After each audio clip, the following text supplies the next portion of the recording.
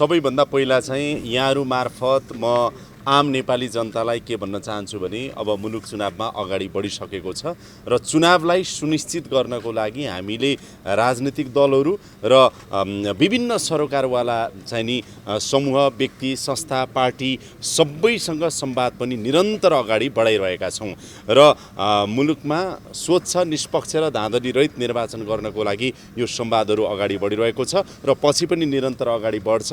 अहिले हाम्रो खास गरेर चाहिँ नि धर्म राष्ट्र राष्ट्रियता नागरिक बचाउ महाअभियान जुन जसको नेतृत्व दुर्गा प्रसाईजीले गर्नुभएको छ उहाँहरूको समूहसँग अहिले पनि सम्माननीय प्रधानमन्त्री सुशीला कार्कीज्यू त्यस्तै गरेर हामी केही अरू बाँकी सरोकारवाला मन्त्रालयका मन्त्रीज्यूहरू र उहाँहरूको पक्षबीच वार्ता भइरहेको छ र वार्ता एकदमै सकारात्मक छ। उहाँहरूको कति मागहरू चाहिँ यो सरकारले अहिले पुरा गर्न सक्छ र कति मागहरू चाहिँ पछि पुरा गर्न सकिन्छ र कति मागहरू चाहिँ पुरा गर्न गाह्रो छ, यो संविधानमा रहेर यो संविधान मार्फत गर्न गाह्रो छ भन्ने विषयमा हामीले केस्रा अहिले छलफल गरिरहेका छौँ र उहाँहरूको सम्भव पुरा गर्न सम्भव भएका मागहरूको सन्दर्भमा सरकार प्रतिबद्ध छ र अहिले समयको कारणले नि कतिपय मागहरू चाहिँ अब हाम्रो यो सरकारको समय पनि धेर छैन र यो अन्तरिम सरकार भएकोले कतिपय मागहरू चाहिँ चुनावपछि आउने सरकारले सम्बोधन गर्नुपर्ने छ भनेपछि सीमाहरू छ र कतिपय मागहरू चाहिँ यो अलिकति उहाँहरूको चाहिँ यो संविधान अन्तर्गत पुरा हुन नसक्ने मागहरू छन्। त्यसकारणले सरकारको पहुँच सरकारको दायरा सरकारको जिम्मेवारी र सीमाभन्दा अलिकति फरक खालको मागहरू पनि भएकोले यो सबै मागहरूलाई राखेर वार्ता भइरहेको छ।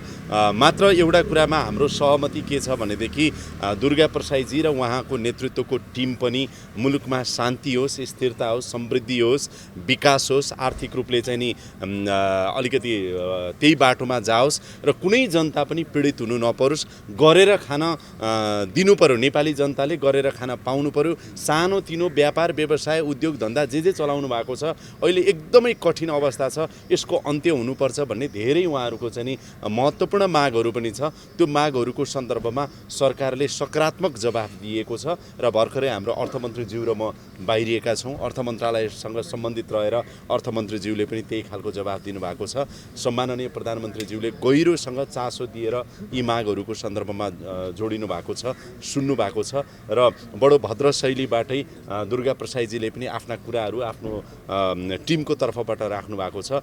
मुख्य कुरा के हो भनेदेखि हामी सबैको चाहिँ केन्द्रमा नेपाली जनता यो देश पर्ने हुँदाखेरि चाहिँ योसँग जोडिएका कुराहरूमा एक ठाउँमा आउँछ, मिल्छ, मिल्दै जान्छ र समाधान गर्न सकिने कुराहरू यो सरकारले अहिले गर्छ, नसकिने कुराहरू आगामी सरकारले गर्दै जान्छ। यी कुराहरू हामीले राखेका छौँ। राजनीतिक पनि आर्थिक पनि यो सरकारलाई संविधानले दिएको म्यान्डेट अनुसार यो सरकारलाई जेनजी जनआन्दोलनले दिएको म्यान्डेट अनुसार विधि र प्रक्रिया अनुसार यो सरकारले जति पुरा गर्न सक्छ जनतालाई केन्द्रमा राख्दाखेरि हामी त्यो सबै पुरा गर्छौँ। त्यसमा ढिला सुस्ती यताउता गलत नियत सरकारले राख्दैन। तर संविधानले कानुनले विधिले प्रक्रियाले आफ्नो सीमाभन्दा बाहिर रहेर त सरकारले गर्न मिलेन। जस्तो तपाईँहरूलाई भनौँ कतिपय कुराहरू चाहिँ ऐनै बनाउनुपर्छ भनेपछि त यो सरकारले ऐन बनाउन त सक्दैन।